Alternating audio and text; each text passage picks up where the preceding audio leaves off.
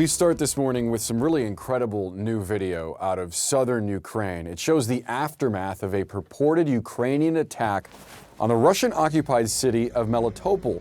This is one of several explosions overnight felt in southern Ukraine and on the Crimean Peninsula. Russian state media is also reporting missile strikes in eastern Ukraine and the self-proclaimed Donetsk People's Republic. Now, the attacks come hours after a barrage of Russian drone strikes across Ukraine. And President Volodymyr Zelensky says 5 Iranian-made drones hit key power facilities around Odessa Saturday, knocking out power to more than 1.5 million people. CNN's Sam Kiley is live for us now from Kyiv. Sam, give us an update on what all these new developments mean.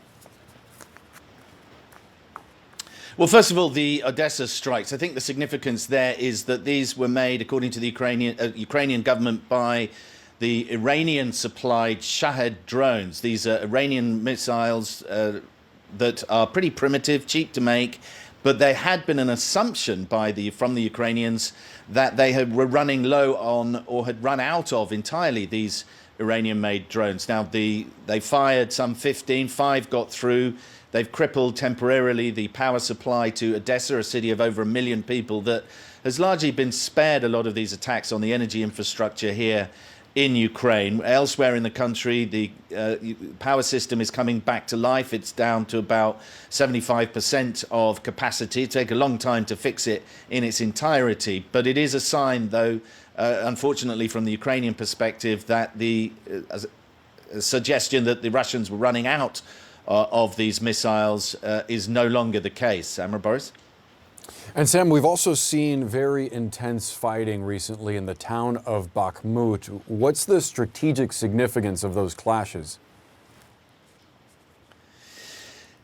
As far as the Ukrainians are concerned, they're baffled as to why the Russians are throwing so much into the fight for Bakhmut. It doesn't, from the Ukrainian perspective, represent particularly important strategic asset as a target for the Ukrainians. But if you look at what else is going on elsewhere in the country with the potential, I don't think it's yet a counteroffensive in places like Melitopol on the southern front, it does absorb a lot of Ukrainian military energy. The casualties on both sides are very high around Bakhmut, and arguably that is an attempt by the Russians to make sure that the Ukrainians can't open up a counteroffensive elsewhere, particularly in the south, which is a very long front line, and of course it is the route to the prize, really, one of the main prizes for Ukraine, which would be ultimately to recapture the Crimean Peninsula, which has been illegally annexed by Russia. And of course, we've also seen attacks in the east of the country with these longer range missile strikes, potentially signaling that the Ukrainians may have developed some technology that they're not yet acknowledging,